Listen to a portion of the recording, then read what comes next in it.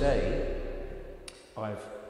I note that it says humans and stress, and what I'm going to actually be dealing with, most of what I'm talking about today, is very broad in terms it can apply to most people who are exposed to traumatic events.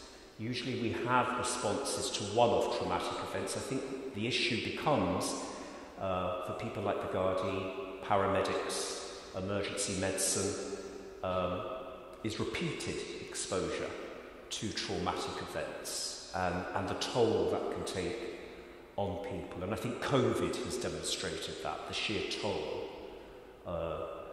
Certainly in our local regional hospital, a lot of medical and nursing staff were falling out sick, not because they had physical problems, it was the psychological toll that COVID was taking upon them in their work in those hospitals.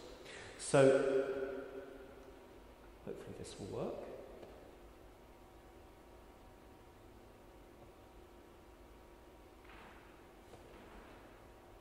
Okay, so I'm first of all going to talk a little bit about the theme overall.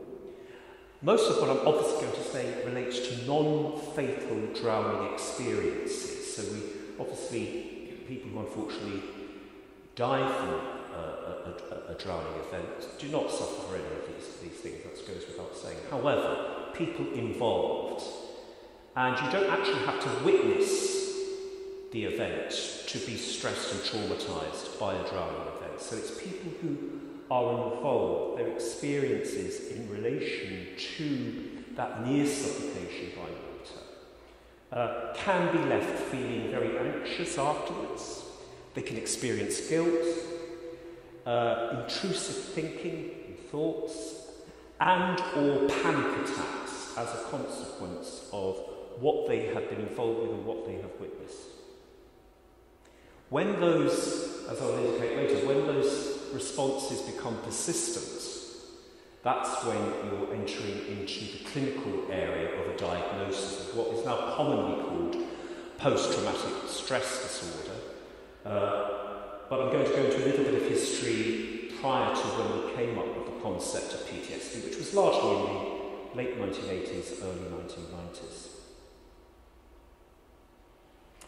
So, PTSD and its treatment, its diagnosis, arises out of what is broadly termed survival psychology. And survival psychology was developed in the late 1940s, primarily addressing the experiences of Holocaust survivors.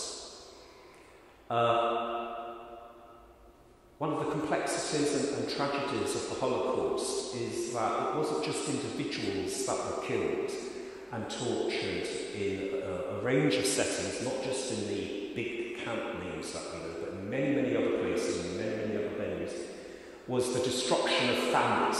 So entire families being wiped away, but maybe one member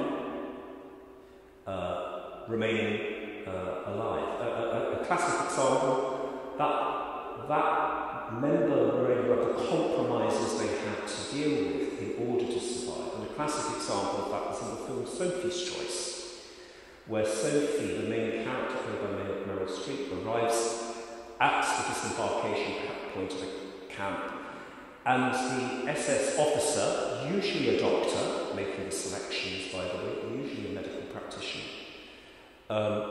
gives her the choice of whether she saves her daughter or her little boy. And she chooses to send her little boy to the gas chamber. And then survives the camp, her daughter later on doesn't, but survives.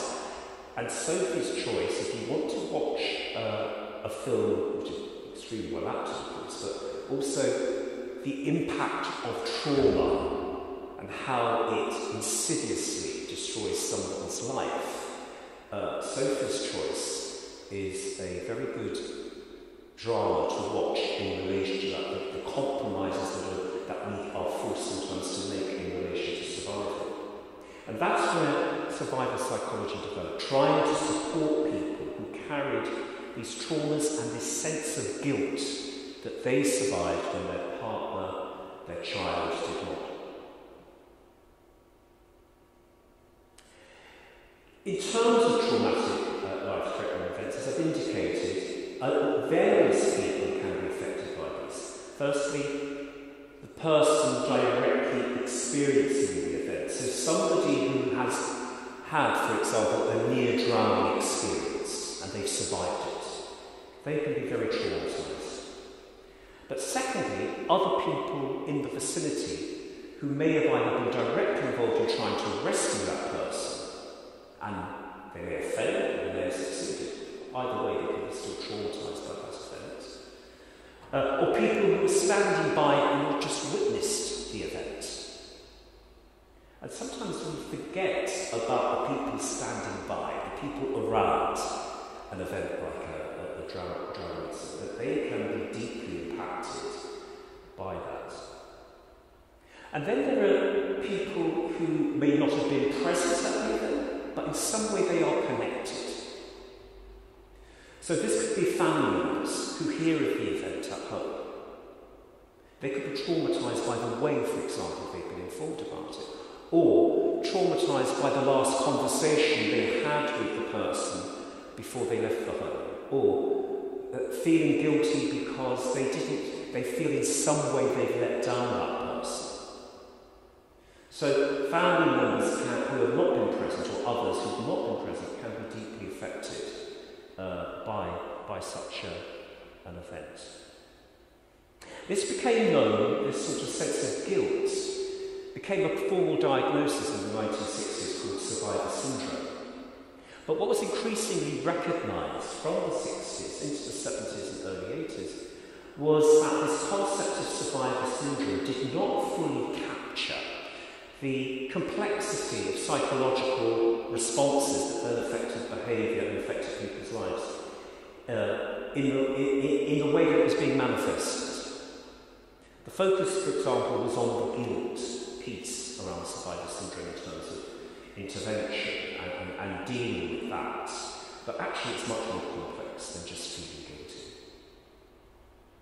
And as a result of that research and discovery, the concept and then the full diagnosis in things like the ICD-10 and the DSM-4, the concept of post-traumatic stress disorder was both developed and then formally recognised as a full diagnosis with a protocol for treatment in relation to that. And it's really, if you think about it, it's when you start getting the concept of PTSD entering into the public consciousness as opposed to just a pure clinical consciousness. When you get that discussion happening on daytime television, for example, that we start to actually see initiatives being developed and implemented in relation to various members of emergency responders.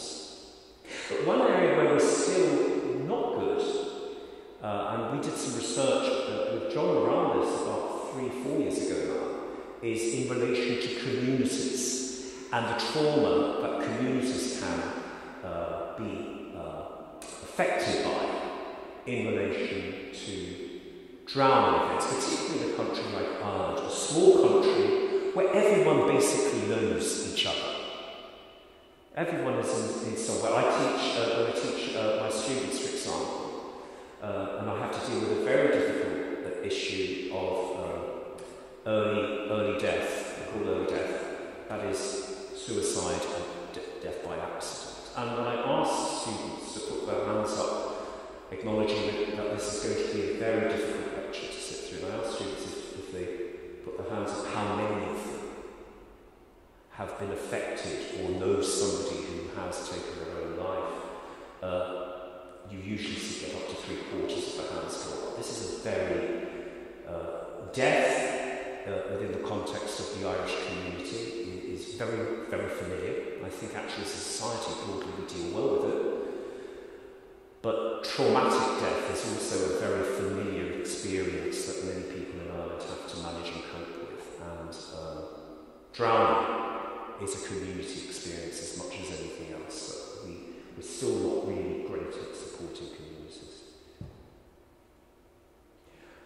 One of the other things I want to say is that post-traumatic trauma is a normal experience. I would frankly be worried about someone who wasn't affected by a drowning death. I really would worry about them. So we must remember that post-trauma is very normal. It's part of the normal experience. People may need short-term support to manage that trauma, but for most people, they do. They get through it. They don't need intervention. And that's very important for us to recognise. Otherwise, all our interventions are going to be focused on people where it becomes a clinical problem. Also, it can potentially make people who experience that post-trauma feel as if they are not normal, that this isn't normal. So we do have to be careful that we don't constantly pathologise what are very normal reactions to a traumatic event.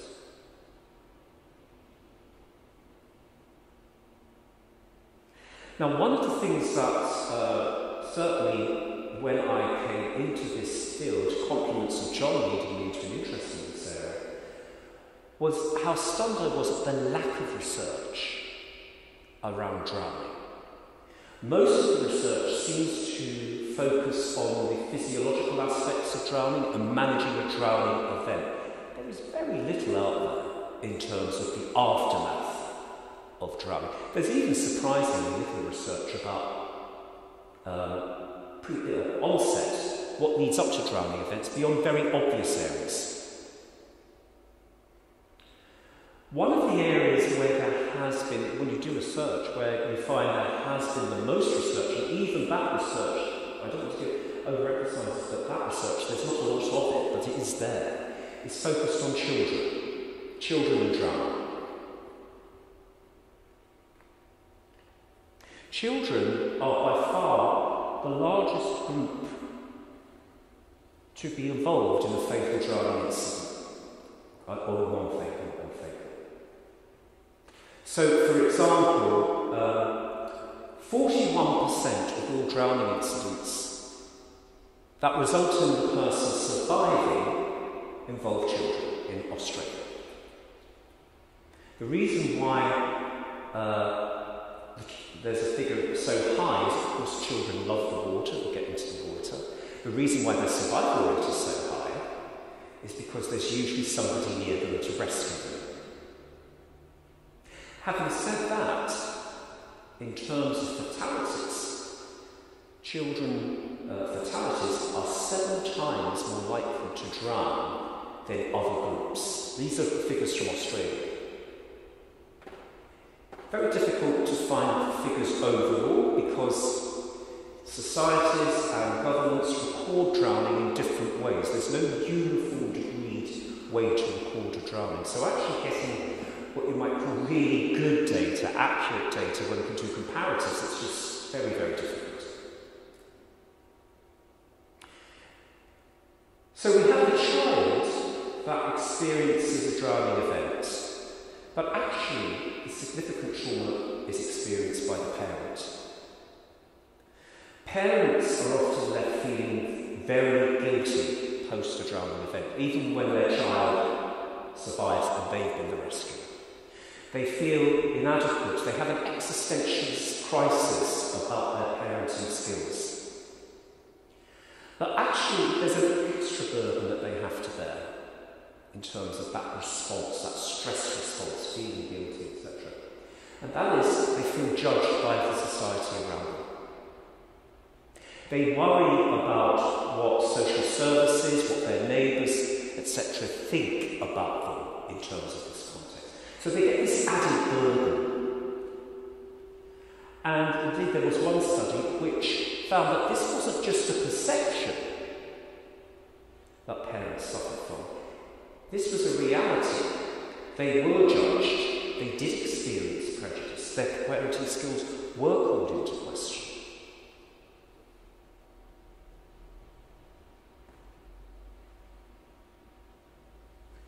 Now, one of the key areas in relation to drowning and people getting into difficulty is panic. And again, whilst there is if you go onto the internet, you will find advice on the internet about managing panic. I think it's very interesting where the focus of that advice is. It's for the rescuer. Most of the advice on the internet is focused on the rescuer. There is some that focuses on the person actually drowning, but actually it's on the rescuer. How the rescuer needs to manage the panic of the person drowning. If you think about that, that is the wrong emphasis. Panic is a reaction to a situation which is perceived as immediate and life-threatening. It's very sudden, it's very intense. It's often brought about in the context of drowning by a fear that you are very vulnerable, that you are going to die. And then you have cognitive and physiological responses engaging with one another to disable you in the water.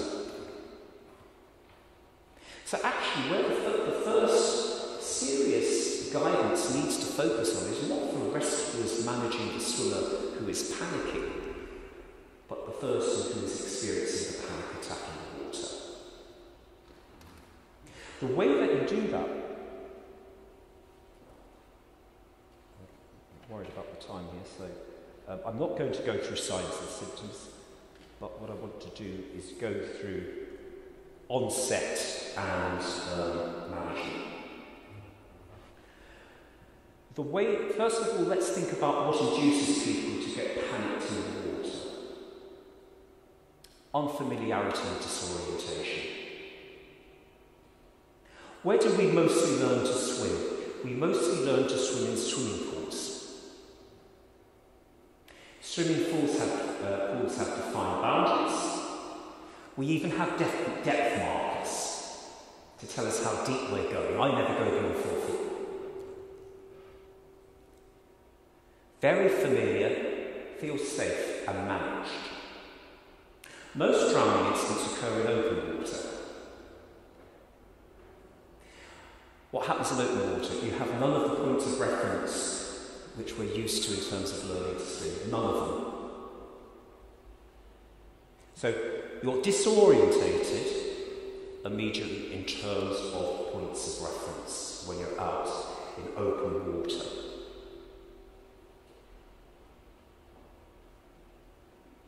The second thing in relation to that is physiological shocks. One of the things about open water, of course, is that there are, particularly if you think about tremor or non-tremor, it's a common factor. Underneath currents, unfamiliar currents that suddenly take hold of you, cold spots in the water that you suddenly get hit by. And it's that shock that starts to take hold cognitively first. It's the cognitive impact first. Just to give you a little example of this, triathlon events. 80% of all deaths in triathlon events take place in the water. And the common connection in relation to those events is they're large-scale events. In other words, you've got crowds of people, not 1 or 2 or 3, you've got crowds of people. And the triathlon athlete in the water amongst the crowd of people suddenly becomes very disorientated and starts to panic. And then loses control and drowns. And often, of course, in those, if you think about those events, not picked up on, you've got large crowds, lots of noise, lots of splashing about. It's actually quite difficult to identify when someone is drowning in that circumstance.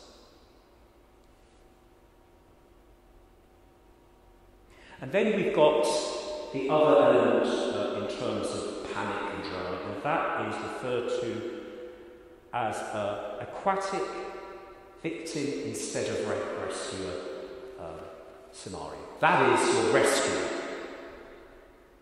getting hit by the person who's panicking. But don't forget, the rescuer can then panic too. Can be a symbiotic effect, relationship between the two.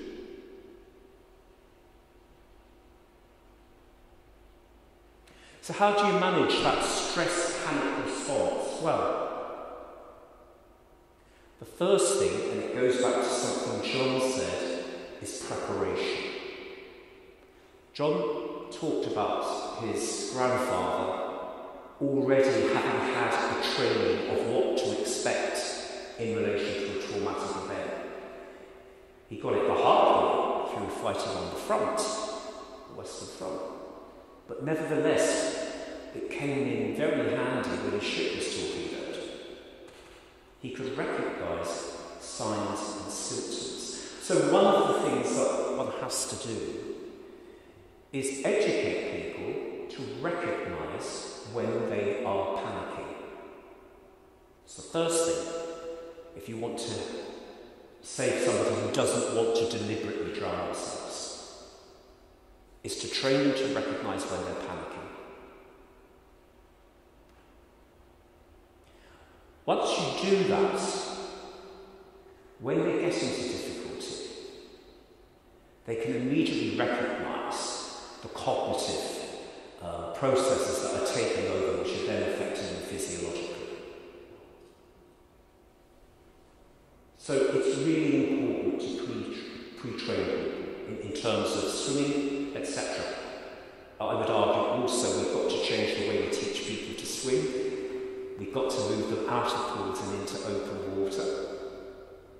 Because first principles may be in pools, but then expose them to open water.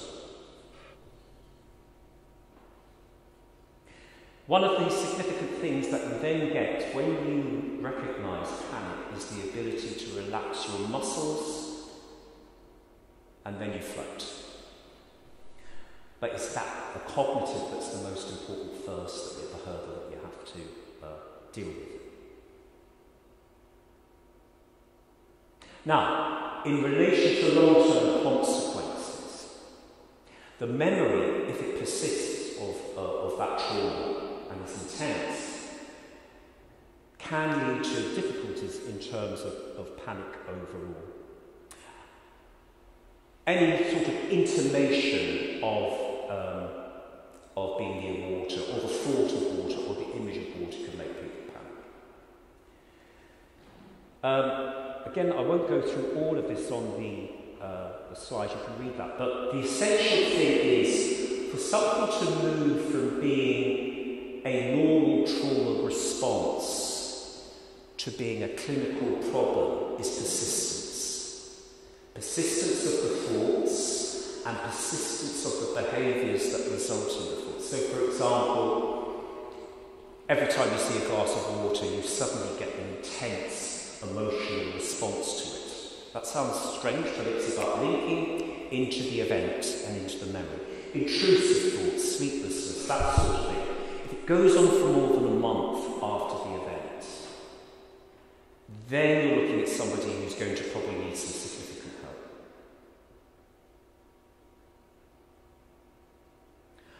In terms of the experience of post-traumatic stress, there are three main categories. I've listed some of the specifics in there, that is by no means a comprehensive list.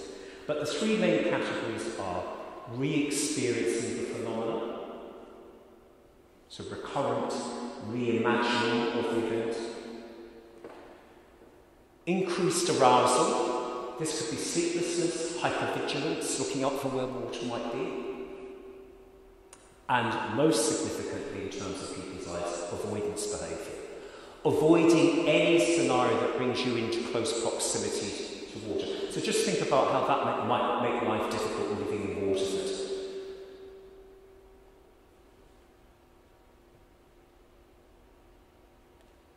There are three standard treatments, well, two main standard treatments and one that is now being increasingly used. The treatments are complementary. The first is cognitive behaviour therapy. You retrain thinking, you retrain behaviour. But often that has to go hand in hand with an antidepressant. And I know people can be very triggered by the notion of taking a drug to treat what is a psychological problem. But actually sometimes We need crutches in order to be able to deal with issues and think clearly. And if you are distracted with severe depression, you're not going to be able to retrain your thinking and retrain your body, your behaviours. So antidepressants can play an important part as an adjunct to cognitive behaviour therapy. And the other area now that's looked at is exercise. And people exercising as a form of distraction and as a form of feeling in control of their bodies. But exercise alone is not a treatment for PTSD. It's an adjunct to.